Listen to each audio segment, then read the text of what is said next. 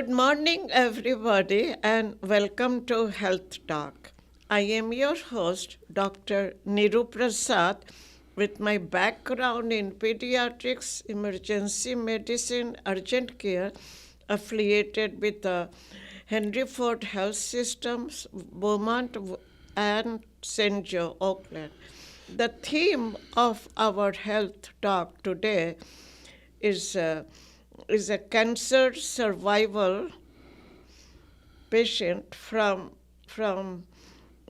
cancer of the stomach, cancer of the colon, and he is very delighted to share some of his informations about how he survived from those cancers, and then how he is doing right now. And I'd like to welcome Andrew Aubrey. He is my guest speaker. So good morning, and Andrew, and I'm so happy to have you back. Well, again. Doctor, yeah. You are a wonderful person, and I know we knew each other through that award ceremony I had in October. So before I get started, can you give your introduction to our viewers? Sure, Doctor. Thank you for having me again, by the way. I'm here for a couple reasons. I think Sure. primarily my number one reason as a cancer survivor is to tell anyone who's been diagnosed that the scary word cancer does not Right. have to be the end. But the best way for that outcome to play itself out is early detection. Right. And you hear that, don't you? Right, All of the course, time. They early tell you, get detection. in there and get your screenings and physicals. Don't ignore pains. And the earlier a cancer is caught, the better chance for survival long term. Got you, yes. Yeah, so, but just again, a little bit about my background. I was diagnosed with colon cancer in 2004. And through a subsequent colonoscopy, discovered a 6.5 centimeter tumor. The course of action was 8 inches of colon removal laparoscopically. I had an 8-month chemotherapy regimen as a precaution, and thankfully for me, my lymph nodes were negative, which is key. Once that cancer, spreads and metastasizes into your lymph system, once again, the challenges are greater for survival. But I was great, lived a perfectly normal life until 2019. I was diagnosed again. So, and stomach cancer in 19. I performed a Whipple procedure. Yeah. Which, for those who don't know, the I Whipple read is. all about the Whipple's procedure since you were coming to my show. It's one of. I'm told it's one of the more difficult operations to withstand, based on what they do, which is remove a portion of your stomach, small intestine system, gallbladder. I had a piece of my pancreas removed. I mean, there's a lot going on down there. Still, sewed me back up. Here I am. Stage 1B is what they referred to that particular cancer as. So no lymph nodes again. I had no chemo that time. And here I am today. Yeah, and that is great. You were looking great with all the. So how did you get along with all this? Would you like to talk about the life after cancer? How did people? Yeah, for those who are victims, right? That's a great point. If those who are listening or watching Yeah. are newly diagnosed, For our listeners, sure. very scary. You hear the word cancer, Yeah, and you're people sort of got- programmed to think this is it. I agree with you, yes. Not necessarily the case, or else I wouldn't be here right now, And so I think there's a higher power that sort of calls the shots here, frankly. But in my case, I was fortunate that I caught these cancers early enough. They were able to work with them, remove them, early detection. So again, if you have a pain, an ache, this is something my wife, who's a nurse at Trinity Health, which they've got a tremendous website. I might want to add. It's trinityhealthmichigan.org, which is their main website. A lot of resources there. You can schedule appointments, see a doctor, your colonoscopies, and so forth. But to sort of encapsulate everything that I went through, it's the early detection thing. So let's not ignore an ache or a pain you think is going to go away on its own.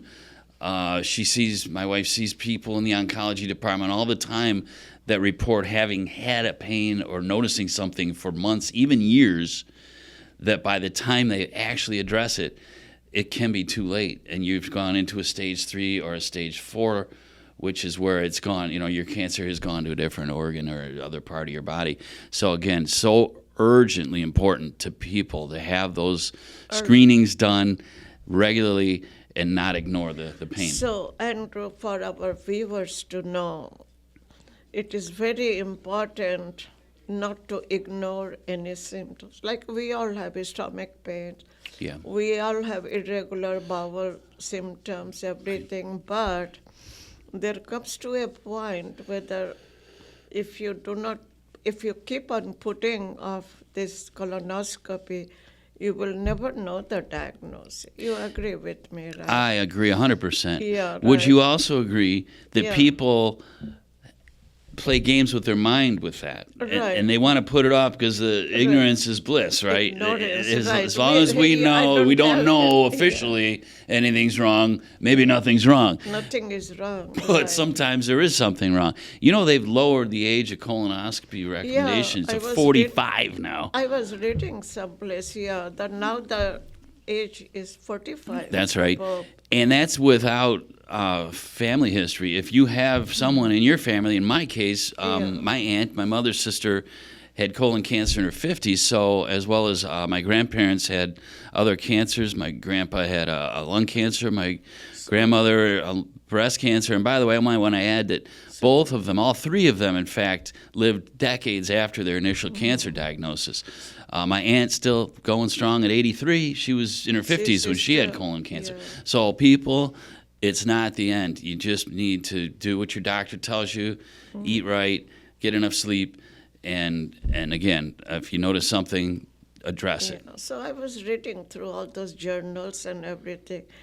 There is a definite genetic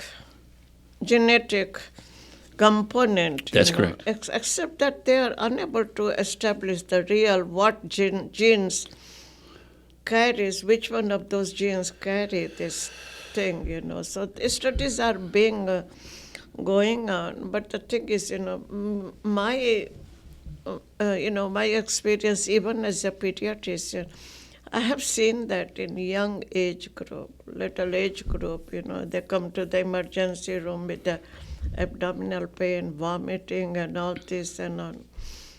Well, it is not appendix. It could be something else, but now, ultrasound and all this can easily figure out where the mass is and all that. Mm-hmm. So you are right, anything besides people with breast cancer, there is a definite genetic links which we are unable to find. But one of these days,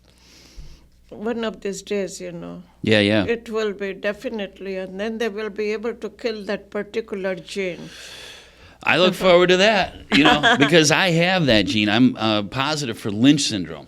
Yeah. So genetic testing, as I understand it, is a relatively new technology from the early 2000s. Right, yeah. So I went in, I had the entire panel of screening done through a blood test, discovered I had Lynch syndrome. Lynch syndrome offers a proclivity towards digestive cancers, which explains my situation to a T, having had colon and stomach cancer. Yeah. So, but you're right. We have one of better. these days they will come up with that, and they will just try to link. They will try to destroy that particular link, right? I think so. Yeah, they are doing it because there's so many studies going on from Britain, from Australia, a lot of them. It was very hard for me to pick up all of them, but I know. So my next question to you will be the colonoscopy. Ah, yes. And I hear that you have at least 20 colonoscopy and due for another one. Yeah, so I could do. You comment on that? I have a colonoscopy every other time I rotate the tires on my car. Oh, So that's how I really? know when it's time to schedule my colonoscopy. rotate the tire. Yeah. I get oil changes, I rotate the tires, and I get my That colonoscopy. is a good So, thing. yeah. So this is how I remember to schedule it. Because of that Lynch syndrome, I'm eligible through my insurance to have an annual colonoscopy and EGD, which is the camera down the throat thing, and it's all done at one time. But again, you're right. There's a tremendous amount of myths that surround having a colonoscopy. Right, People yeah. freak out. They think it's going to hurt. Going back to our earlier point that what they don't know, does Okay, suits right, them, yeah. but Should only have it, all yes. that's doing is maybe prolonging something you need to know right away. But the prep is one thing people tend to point to when I tell them about all these colonoscopies. Yeah. They go, I don't want to. Scared of the prep. I don't want to eat, and I agree with sit on the you. toilet all day and all this sort of thing. Yeah. It's not that bad. It's one day, and it Just might one save day. your life. Okay. And that's the part you need to remind yourself. But there is a tremendous amount of myths associated with it. It's a very simple procedure. They put you under just briefly while they perform the procedure.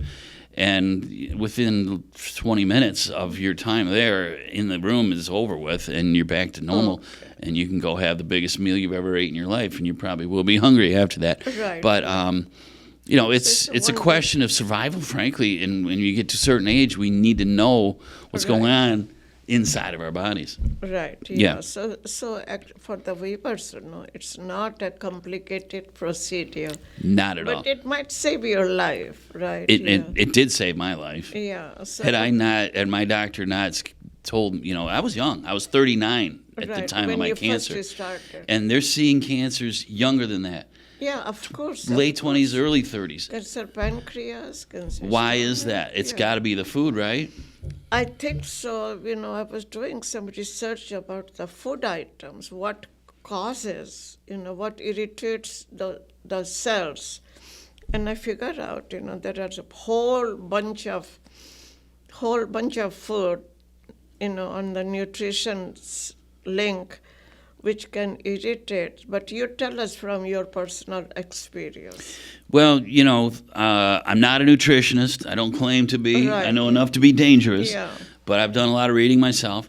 One thing I know they point to is the additives in the food. Right. These preservatives, the chemicals, and that's not something that our ancestors had in their diet. Yeah. It was a whole food scenario where they were eating fruits and vegetables. They grew themselves, Right. and they ate the cattle and chickens and so forth that they, The again, farmers, yeah. they were on their farms, and they didn't inject them with a lot of growth hormones and all this other things that commercial farms are doing now. There's a couple of movies that I think Okay. would be of interest for people. Sure. Since we're on this topic. Yeah. One is called Game Changers, and I think it's on Netflix. It's Game Changers? yeah, I Game will- Changers I is will the name of the watch movie. it myself. It's produced by James Cameron, who was the Game Changers. the director of Avatar and the Titanic movie, and there's a number of other executive producers. Arnold Schwarzenegger is one, and of course Arnold, he's been an advocate of fitness for years, since he came here from Austria and his bodybuilding days, obviously. But it goes into, and this is a movie that's endorsed by doctors that I'm aware of, going into all the details of the environment and our methods How for the farming. environment, There's a lot involved here of why these cancers are developing in the young Right. people. Also in industrial areas, Oh, yeah, like absolutely. Industrial areas, That's right. exposure to the Yep, yep. contaminants. Right. So the Game Changers movie is one. Another one's called Knives. It's called Forks Over Knives. And the knives, forks over knives. Works overnight, and this is all. And this is another movie, and the knives are scalpels. Oh, okay. So in other words, we're being proactive with our diet from the standpoint of what we're eating with our forks, and prioritizing that as a way of staying healthy so that we don't need the operation later. We haven't Okay. developed the cancer that maybe eating bad food, Bad food, has yeah. created this culture of toxicity in our system that is leading to all these cancer diagnoses. So I think it's really important what we put in our body. Things, moderate. Everything in moderation. You hear that, whether that's Right, alcohol right. or sweets. We don't Yeah. gorge ourselves on all this processed food, whether it's cookies and chips and junk Right, food. yeah. Not to mention the fast food industry, which I'm not here to put out of business. I'm not. I'll have McDonald's once a year. I'm not. Right, But still, if we kind of train our bodies to accept good, whole, healthy, wholesome food, we give ourselves a better chance of staying healthy. Yeah, because just about 2 months ago, or even 4 weeks ago, CNN documented the fact that alcohol drinking is associated with cancer. You probably read that. So smoking we knew for a long, long Right. time. Vaping we knew. Yep. But we didn't know too much about alcohol before. But now alcohol drinking, does lead to the cancer of the pancreas, liver, Terrible assault cirrhosis of the liver. on your organs, your digestive system, Yeah, liver the whole especially, the digestive filter system. system you have, pancreas, all of those items Yeah. are, they used to say a little alcohol, maybe red wine, 1 or 2 Yeah, days, antioxidants and so on. But, binge drinking, not such a good idea. Binge drinking, right? Those are all, Right. very. And nowadays, being a pediatrician, I do look through healthychildren.org, Academy of Pediatrics, and they have found so many ingredients not good, even in the Gerber baby food. Yeah.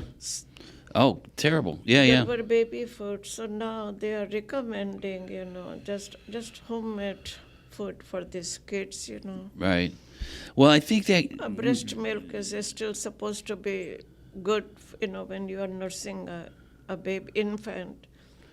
But even the baby food, they are saying, try to stay away as much as possible. Right. Yeah. I think our culture got into a mode in the 60s and 70s with TV dinners and the fast, convenient Yeah, right. food Yes, processing. yes. And they learned how to make more food faster and quicker, more Right. profitable, which is Exactly. not always Right. the yeah. healthy way to go Yeah. about it. Yeah. So the bottom line is for the viewers to know, try to stay away from the processed, unprocessed food, as much as you can. Like even those lunch meats, like pastrami, beef. Oh, terrible. Terrible. Terrible. I mean, who doesn't love a good corned beef sandwich or a turkey? But it it's tastes good. processed. It's all processed. It's injected with these sulfates and phosphates and so on. Sulfates, yeah. Yeah. Sulfates is that agent, yeah. That's bad for you. I had heard a thing about, and this is just anecdotal evidence, but the way grocery stores are constructed, the outside of the store. You've heard that, right? Yeah, outside, yeah. But it's the middle aisles that have all the canned foods and the potato chip pretzels and all the other more preservative laden foods that stay on your shelf for months at a time. But is that all? Must be FDA approved, how they put the middle section for the can and those, and one side is organic, another side is non-organics. Yeah, I think so. And that starts to open up another topic I'm not overly well versed on, is the organic foods. We talked a little bit about that during our most recent discussion. It would stand to reason that fewer pesticides and the other ingredients that go into growing organic fruits and vegetables would be good things to avoid. I would say, of course. And that's just common sense. You're just not going to, do any better than something that's got less, the way of fertilizers and other chemicals they use to grow foods faster. Right. Yeah. So for profitability, right? That is also, like I was reading about what is the role of the mushrooms and all those things. You know, the children, they go for camping, adults do that. Or, you know, they go fishing, Yeah. boating. And there are so many temptations there. You know, hey, I caught a salmon and I'm going to grill it. Right. But they don't even, they are supposed to be advised about the mercury level. Do you agree with me? Yeah, at some point we wonder what we can really eat, right? Because there again, seafood was always considered, a healthier option than say red Right, meat. yeah. But now you hear about all these fish that have Mercury. mercury levels. I heard a thing the other day that the salmon are spawning at a lower rate of speed because of the ibuprofen in their system. So the waterways are filled with all of our wastewater. Right, okay. And so many people are on, medicine, whether that's over the counter or prescription medicine, that all of that finds its way into our ecosystem Yeah. and thus ingested by the wildlife and the fish in the sea. So I guess your point making is that everything in moderation is a good thing, whether that's fast food, alcohol, junk food, or even seafood. Yeah, know. seafood, right. Because we used to eat a lot of shrimp and now so many things happening. And like you said, the wastewater from the lake or sea, it goes throughout. There's no avoiding it. We have to be on this planet. We haven't gotten to Mars yet. They're working on it. Yeah, they are working on it. They're working on it. It seems like a long trip to get there. So, but yeah, no, Doc, my mission today again, let's get this word out to as many people as we can that you need your screenings and you need an annual physical if you can. Yeah. And just Proper eat right. lab works. But that if, the cancer is diagnosed early enough, you've got a better chance of survival. Exactly, right. Yes. And I also wanted to bring up another point of a support group that I've been affiliated with since my first cancer in 2004. And that I've got here is my bracelet. It's ImmermanAngels.com. ImmermanAngels.org, excuse me. Immerman Angels was started by a gentleman by the name of Johnny Immerman. Detroit guy, Bloomfield, went to Cranbrook. I met him, and he had started Immerman's Angels just around the time, the early 2000s. He had testicular cancer himself. Johnny and I became close friends through his organization, which is designed to pair up newly diagnosed cancer patients with survivors like myself. And what they do is they try and find a similar age group and sex of the individual. Would you be the similar age group? Yeah. Well, I mean, I've mentored a number of gentlemen who had been diagnosed with colon cancer in their 40s and 50s, still pretty young. And I've had hours-long conversations with these guys that had a lot of questions about what chemo is like. Well, what was the surgery like in the beginning? They had similar courses of action where they were going to have a tumor removed. And I was able to just kind of put their mind at ease, let them know what I went through, but most importantly, that I survived it all. Sure. Because, again, going back to our initial point, it's a scary word to hear, but when you know that there's somebody out there that made it through, that went through, it gives you that moral strength. Support, and it's motivation. It's just the because a lot of cancer survival I found was power of the mind. Yeah. You need to think positive. Sure. There's a sportscaster by the name of Dick Vitale. He's 83 years old. He's been on ESPN 50 years. I attended his basketball camp way back in the 70s.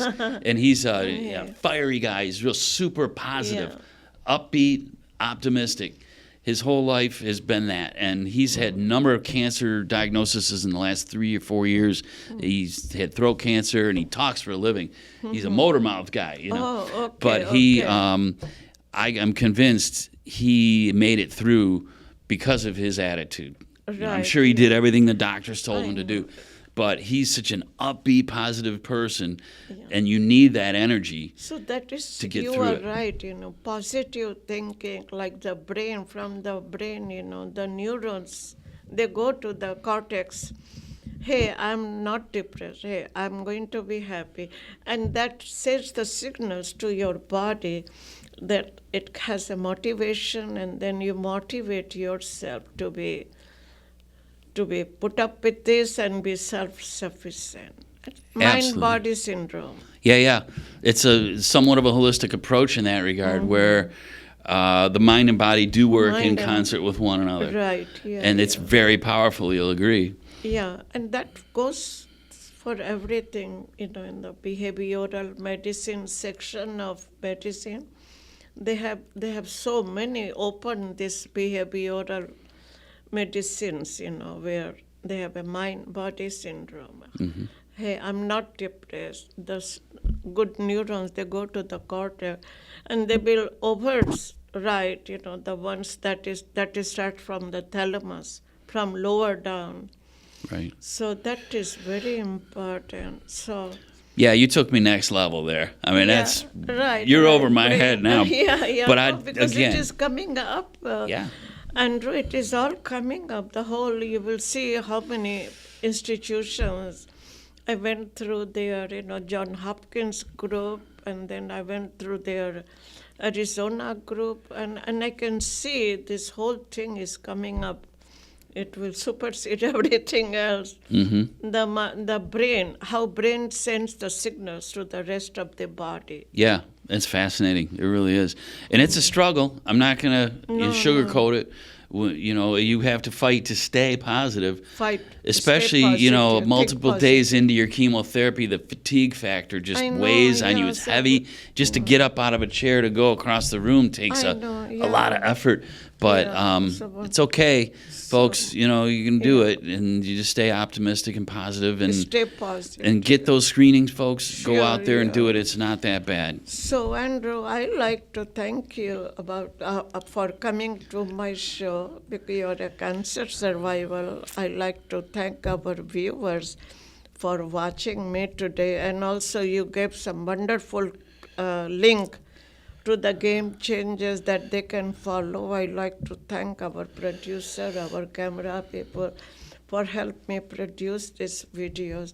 And until I see you guys again, have a safe and a wonderful spring and summer. Yeah, it's going to be great. And if we save one life today, Doctor, that's important. Yeah. Hopefully we save a lot more. Right. But let's just get the word out there. And if you have been diagnosed, think positive. It's going to be okay. Thank you again. All right, Doc. Thank you.